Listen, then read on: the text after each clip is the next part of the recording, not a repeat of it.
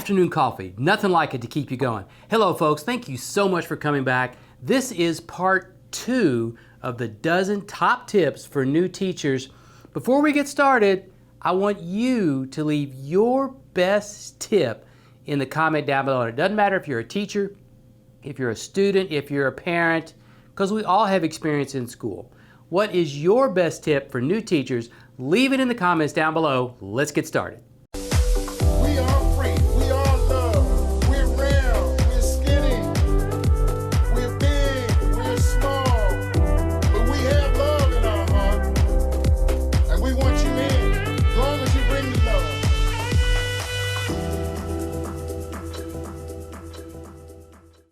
Tip number 7. You've heard it time and time again about the benefits of positive relationships. Relationships. We hear it all the time. And truly, it is extremely important to have good relationships with your kids. And you know what? It's not always easy. We're telling kids what to do, and they don't want to be told what to do all the time. Sometimes they're not compliant, and that puts you at odds with your student. So it's not always easy, I understand that. But it's one of those things you have to keep trying and trying at.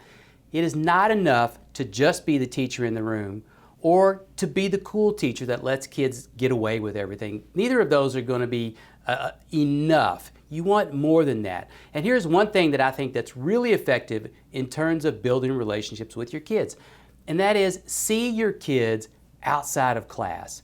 Go to school sports activities, chaperone at a school dance, do all of these things where you can see kids in a different light. And look around your classroom and ask yourself what you know about each kid outside of your class. Do you know if they have a job? Do you know if they have siblings? If they have a pet? What kind of music they like? Where they maybe live? Their neighborhood? These are all things that we can do to help build relationships with our kids, to learn a little bit more about them, and let them see a real side of you as well. It's not just all business in the classroom, but you have to have a little personal tone to it as well. Be curious about your students' lives outside of class and make a connection with them. If you do, it will help so much in building relationships with your kids. And so that is a really important tip for new teachers as well. Build relationships with your kids. So very important. Tip number 8 is a pretty simple tip, and it applies more than to just your classroom. It applies to your entire career. Seek to understand before being understood. That is something that stuck with me for a long time and something I've tried to implement. I certainly haven't been perfect about it, but that goes for whenever you're talking to colleagues, parents, students. Seek to understand the other person's point of view before communicating your own. And that doesn't necessarily mean when you're having a conflict, but just when you're sharing ideas. Ask questions. Ask questions to understand the other person's point of view. When you do, it shows you're interested in the other person and shows you care about what's being said from the other person's perspective. And that is truly very important for teenagers especially. I know in my dealings with teenagers, one of the number one complaints they have is they feel like they weren't listened to. So talk to kids, ask questions whenever something's going on to get their point of view. It's very important to develop a relationship with kids. This can be a real problem for teachers because we're used to giving information, but this is your chance to receive information. And I think you're going to find it's very valuable, and sometimes when you just slow down, that's when I've always gotten in trouble, is when I didn't slow down to consider the other person's point of view, ask questions about what is going on, what they're thinking, what they're seeing, what they're experiencing, and then you'll have a chance to communicate your own. Especially in a discipline conflict, sometimes we're more interested in dropping the law than we are in understanding the person's point of view. And when I say asking questions, I mean a sincere ask, not the "what were you thinking?" ask. You don't want to do that. Sincerely ask what they were seeing and what they were feeling. Why were they disengaged in class? Why couldn't they respond to you appropriately? Obviously, you need to do this in a private setting. Make that a private conversation. It might not even be during class time, but it might be a different time, like during your planning period. So just stop a minute, slow down, talk to the student privately, and get their point of view. Seek to understand their point of view before trying to communicate your own. So you might start that conversation with the kid this way. Hey Taylor, let me just talk to you in the hall for just a minute. So here's what I'm seeing. You and Jordan are just going back in class all the way across the classroom. You're being really loud. Am I not seeing it right? I mean, please help me understand. Tell me what your perception is of what's going on. Because I know I've tried to move the classroom around. I've felt like I've called you down just more than you like. Please tell me what's going on. How can I help? Have I offended you in some way? Just communicate with me a little bit here. Let's work together on this so that you can be successful in my class, because ultimately that's my goal. It's for you to be successful in my class. So again, seek first to understand before being understood. Tip number 9 for new teachers is to have simple, clear expectations that you can enforce consistently. And that's the hard part, is that consistent enforcement. What I've discovered, and it took me a long time, is that draconian rules, empty threats, they're just not going to work. There's no point in saying you've got a rule if you're not willing to follow through on it. And I used to start the year that way. All right, guys, so I am dead serious this year, and I mean it. Keep those cell phones put away. Do you understand what I'm saying here? I don't want a peep. Everybody pick your pencils up. I don't want to hear a sound. I found that I wasn't able to keep up with those rules consistently. I just couldn't bring myself to be that harsh all the time. It just didn't work. So my philosophy is be the water that wears away the stone. So be consistent, remind, keep going to it over and over and over again. Poke, prod, persuade. Be relentless, don't let it go, but you don't need to come in all hot and heavy. That's definitely not going to work. Don't make me run my fingernails down this chalkboard.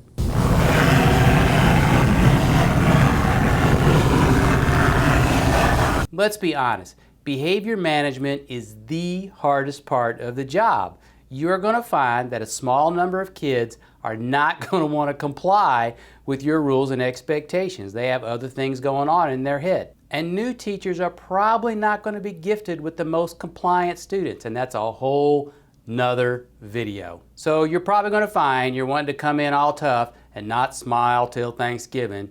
That doesn't work either. And the pushback may result in you just lowering your expectations and kids aren't engaging and you're letting them do whatever.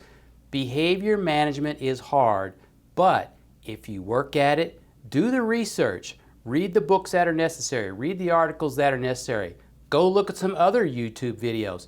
You will get better at it with consistent effort. It's very important and it will be the hardest part of your job.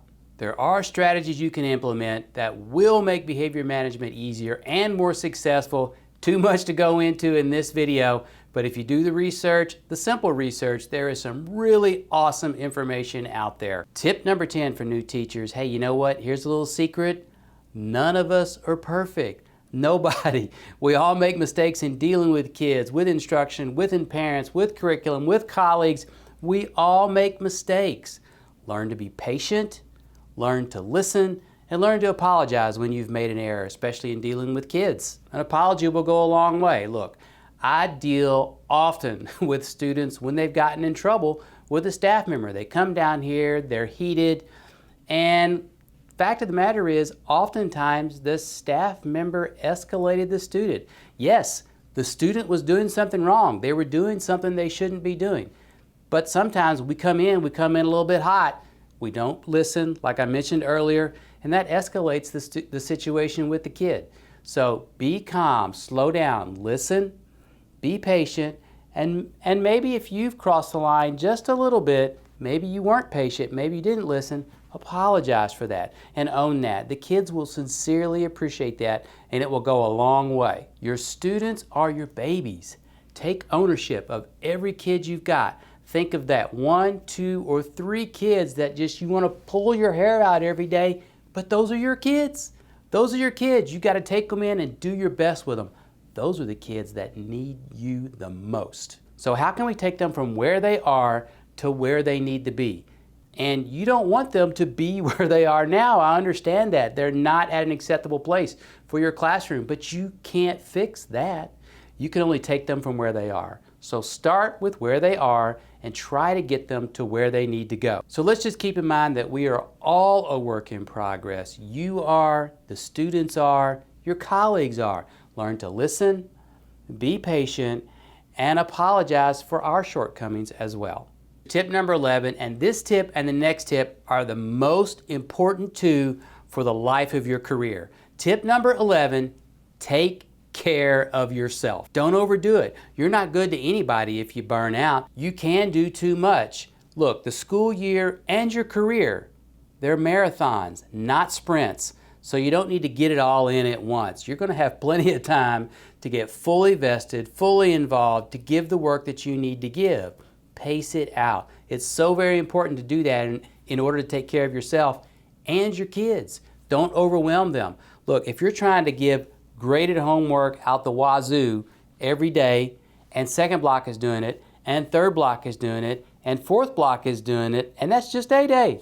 What about B day? If everybody's doing that to the kids are not getting the full benefit of education because they're running around ragged too, just like you are.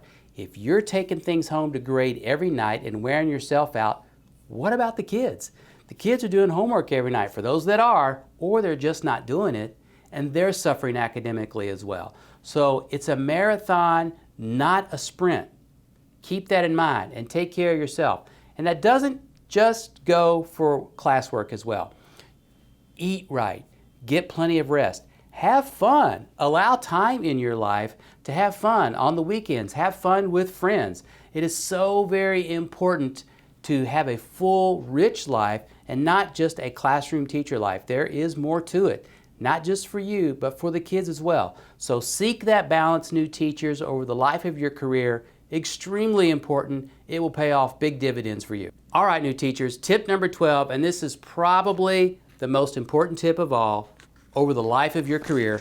Maybe you're familiar with this document, the evaluation instrument. The most important thing in here, in my opinion, is 4A, reflect on your teaching. Reflection is the absolute most critical skill for a teacher. Can you truly and deeply think about your lesson? And, oh, hey, that went well. Well, how do you know that it went well? And can you entertain different ways of doing that lesson? Can you think about group work? Can you think about project-based work? Are there other ways that you can get it done? That reflection is so important.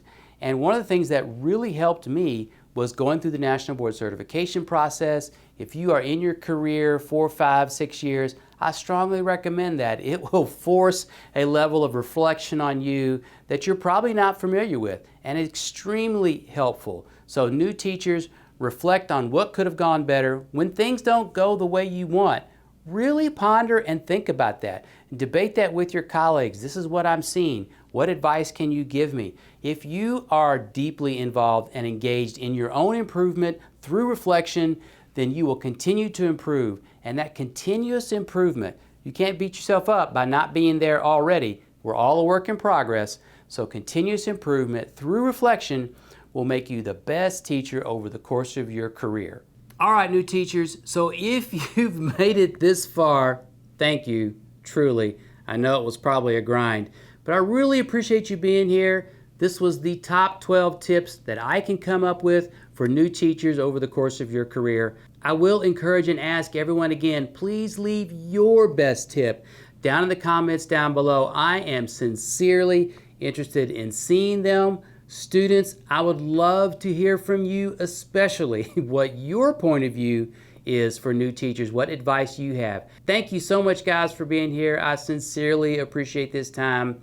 We will see you in the next video. Thanks for tuning in. I really appreciate your support. If you've made it this far, go ahead and hit the subscribe button and support the channel. Share and like this video. Also, check out this video right over here. I picked it out. I think you were going to like it. There's a mystery video picked out by YouTube right down here. Check it out as well. Thanks so much for tuning in, guys. I will see you in the next video.